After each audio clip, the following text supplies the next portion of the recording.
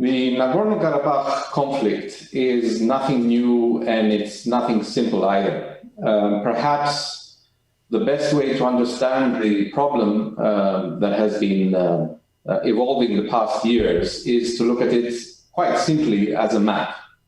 Once you have a look at the map of the Caucasus, you see that the Armenia is at the bottom end of what used to be the Russian Empire. It's at the eastern end of what used to be the Ottoman Empire. It's at the northern end of what used to be the Persian Empire. So it's in a hotspot that has been brewing for centuries, if not millennia. Let's fast forward to present day and a very quick look at what's happened in the recent years in Nagorno-Karabakh, which is considered by Armenians as an integral part or inseparable part of Armenia proper. Armenia proper, as we see it today, is the descendant and the evolution of the former Soviet Socialist Republic of Armenia. So by nature, we can say, as Armenia also evolved and the Caucasus republics evolved, so happened a few changes as well. We come to the collapse of the Soviet Union, and you have the three Caucasus republics each declaring independence from the former Soviet Union before it collapsed completely and declaring themselves independent. At the same time, Nagorno-Karabakh, because it had been populated by Armenians up until the conflict started, the estimated Armenian population, the ethnic native population, was considered in the region of 90 to 95% of the local population. So the mountainous Nagorno-Karabakh territory is something that Armenians had always been longing for, either to connect or to unify with Armenia proper, or at least to have some sort of autonomy, which historically speaking, the Armenians have said that from the Stalin ages, they were deprived and denied of this autonomy. Azerbaijan obviously has a claim to the territory, saying that what is now the autonomous region of Nagorno-Karabakh, which the Armenians have declared as the Republic of Artsakh, Azeris have been claiming that the territory is theirs, hence it should be absorbed by the rest of Azerbaijan. Now, on the other side of the map of Armenia, there's also a small parcel of land called Nakhichevan, which again, the Armenians say that was taken away from them. Historically, Nakhichevan has been an Armenian legend and historic area going back centuries, millennia even before the Azeri people even existed. So we're looking at various parcels of land, and we're not even discussing what's happened between Armenia and Turkey, the genocide of the Armenians, the Ottoman Empire, moving further east and taking over all the lands that are part of historic Armenia. When we also discuss the issue of Russia, that is also very important, because it is not just that Russia is a friendly neighbor. Russia has been involved in Armenian politics from the Soviet ages, obviously. Russia has had its eyes, every historian knows, on moving south to reach the warm waters of the Mediterranean. So for that reason, Russia has always had its eyes set on any territory or any country that could be considered an ally, friend, or a collaborator along its southern borders. After the collapse of the Soviet Union, Russia also found that Armenia, being isolated with, again, Turkey towards the west of Armenia, a hostile Azerbaijan to the east of Armenia, Iran, which was not very forthcoming, or relations weren't too warm between Armenia They were relatively good, but they weren't excellent. And then you have Georgia in the north, which Georgia had issues of its own. It had survival issues. Georgia experimenting with its relations with NATO and the US, sort of abandoning the Russian influence, and that obviously had annoyed the Russians. Azerbaijan, with the oil discoveries and its huge investments by major multinationals who have vested interest in maintaining Azerbaijan as it is today, as a single sovereign state. The oil discoveries also made Azerbaijan richer and to some extent more arrogant in the area. So Russia had to decide, how do I tame all these people? It tried with Georgia and it did not succeed, and we know where that led to. It preferred to have a business relationship with Azerbaijan because Azerbaijan has huge resources of energy, oil and natural gas, both on land and offshore in the Caspian Sea. And those pipelines that are going from Baku to west, whether it's Baku-Ceyhan, whether it's the Trans-Aegean Adriatic pipeline that goes from Baku over to Georgia, through Turkey, and then ends up in the Balkans, either in Bulgaria, in Greece, and further west into Europe. Enter Armenia, and Armenia has been a thorn in the side of the Ottoman Empire because it was a nation that it could never subject to itself. The Armenians have always tried to survive all sorts of hostilities over the centuries, persecution leading up to massacres towards the end of the 19th century, early 20th century, and then we have the big genocide.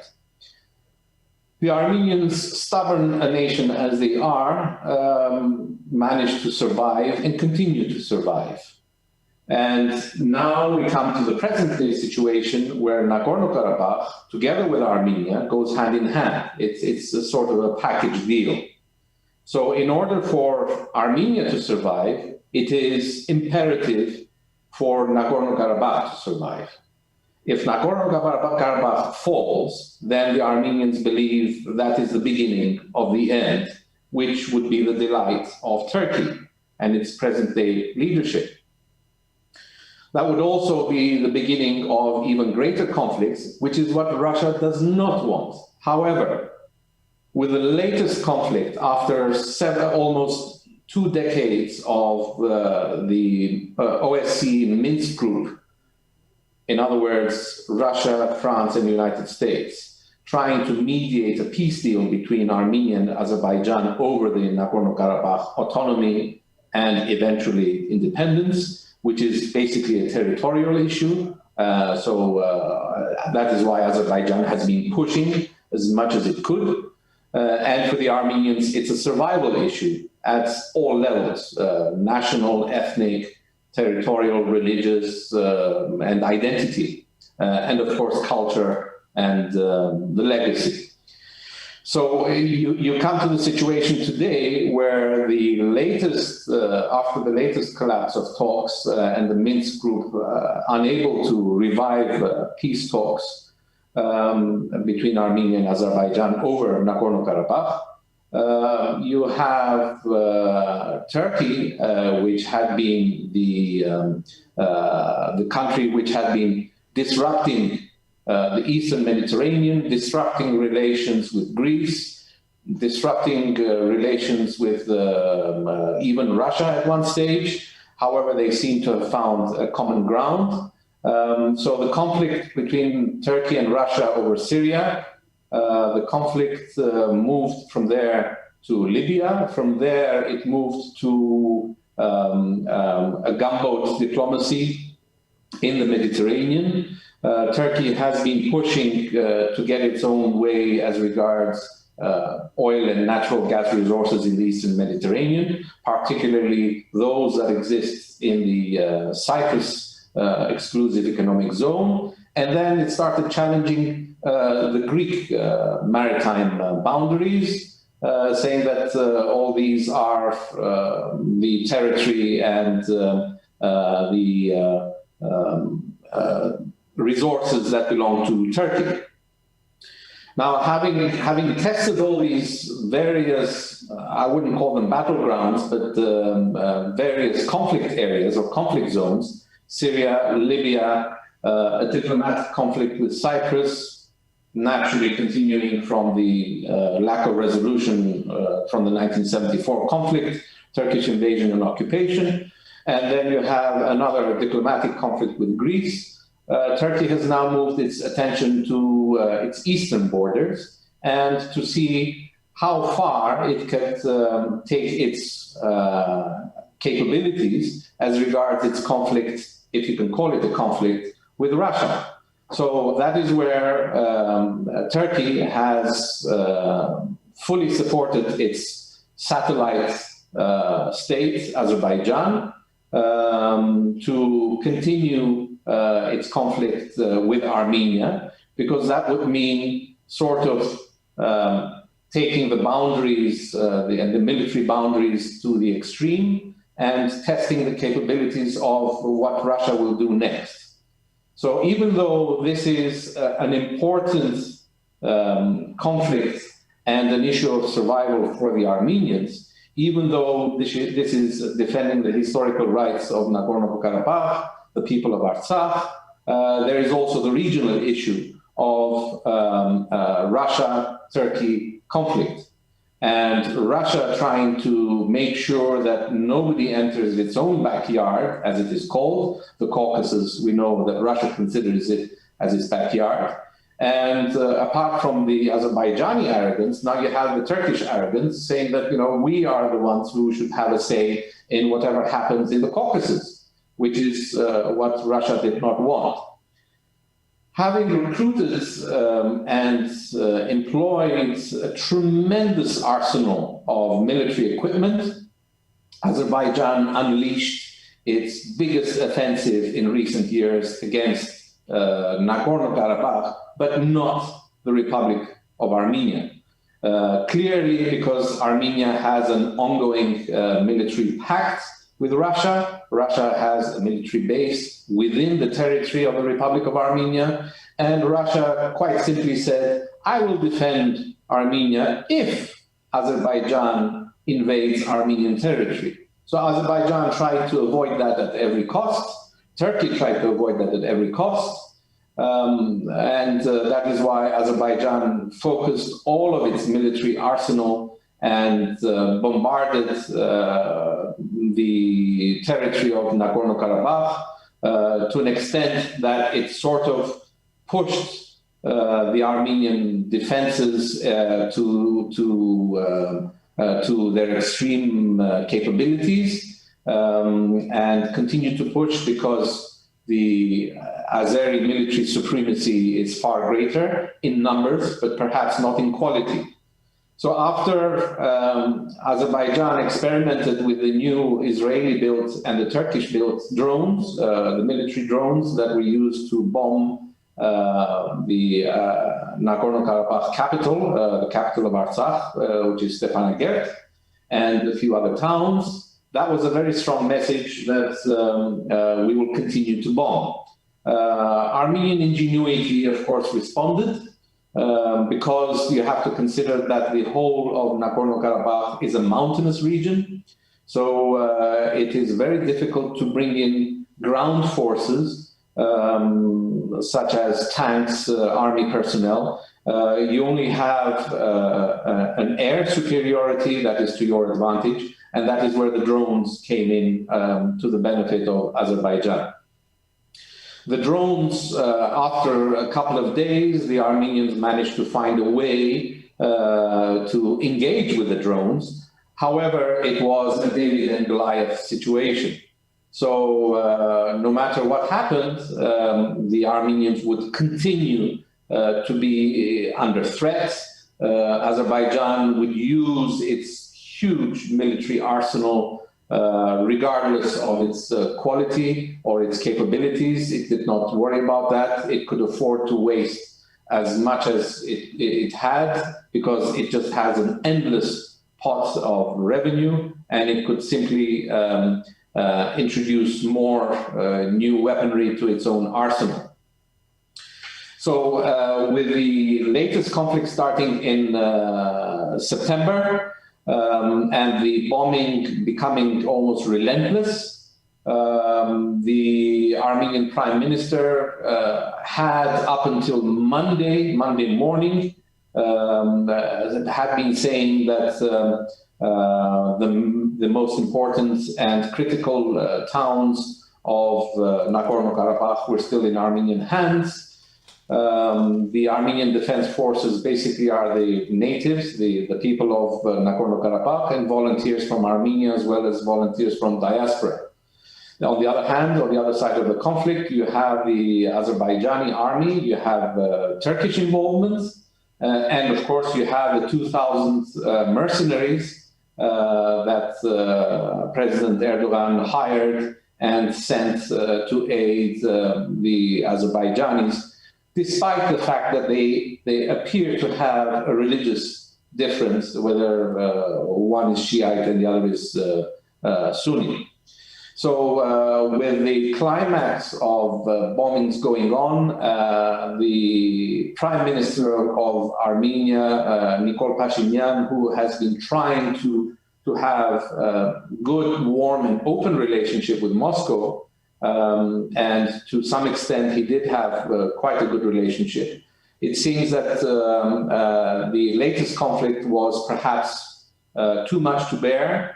The potential was that we had not seen the full wrath of the Azerbaijani and the Turkish forces, and most probably the Prime Minister of Armenia said, this is as far as we can take it, and brought in Vladimir Putin's peace deal that had been on the table for the past few years, even before he came into power, and most probably said, okay, let's come to an agreement and let's stop the advances at that point, which is what happened after midnight of November 10. So Mr. Pashinyan has been accused of being a traitor for giving up territories which were taken by the Armenians at the cost of around several thousands of lives from the first conflict, from the Karabakh movement that started in 1989, and it moved on to the Karabakh struggle for autonomy and independence that went up to 1993 and 1994, when we had the first ceasefire. So after that, it's been on and off. We've had skirmishes, we've had territories moving up, moving down a little bit, a couple of yards, a couple of miles, taking over a couple of villages, losing a couple of towns, taking high points, high ground, looking down, because as we said, it's a mountainous region. This is very important. So we come to the present day situation where Mr. Pashinyan has been accused of treason by his own people. However, he said that this is according to some reports. He said that the final and the most painful decision he took to agree to this trilateral peace deal between Russia, Armenia, and Azerbaijan, as brokered by Vladimir Putin, was on the advice of his own military commanders, who most probably saw a worse image and a worse picture ahead if they continued to resist the Azerbaijani onslaught. And we would have had perhaps a second genocide on our hands of the population of Nagorno-Karabakh, well into nearly 300,000 being annihilated by the Azeri advances. Now, it is not just, as I said in the beginning, just to give a very brief introduction, it is not just the map as we see it today. It is not just Russia.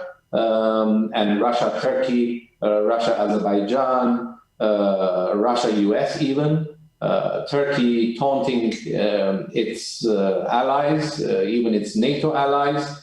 So it's quite a complicated situation. For now, there seems to be a peace deal. The Russian peacekeepers will stay there for about 5 years. In the meantime, Armenia has had to give up a lot of the lands that it took in the 89, 91, 93, up to 94 conflict. And that had given the Armenians free access to Nagorno-Karabakh. Just to mention that the first access that Armenia proper had towards Nagorno-Karabakh was what is called the Lachin corridor, which was critical. Strategically, it was the only way for Armenians to have access to the two territories between the Republic of Armenia and the Republic of Artsakh. Now the Russians will be patrolling that corridor, but knowing Turkey and Azerbaijan, anything is possible. It doesn't mean that there will be no more conflict for 5 years, but in the meantime, perhaps Armenia will have to reconsider its alliances. It also has to review its relationship with Russia to see how this will continue. Russia has been diplomatic, so that has disappointed the Armenians, to a great extent.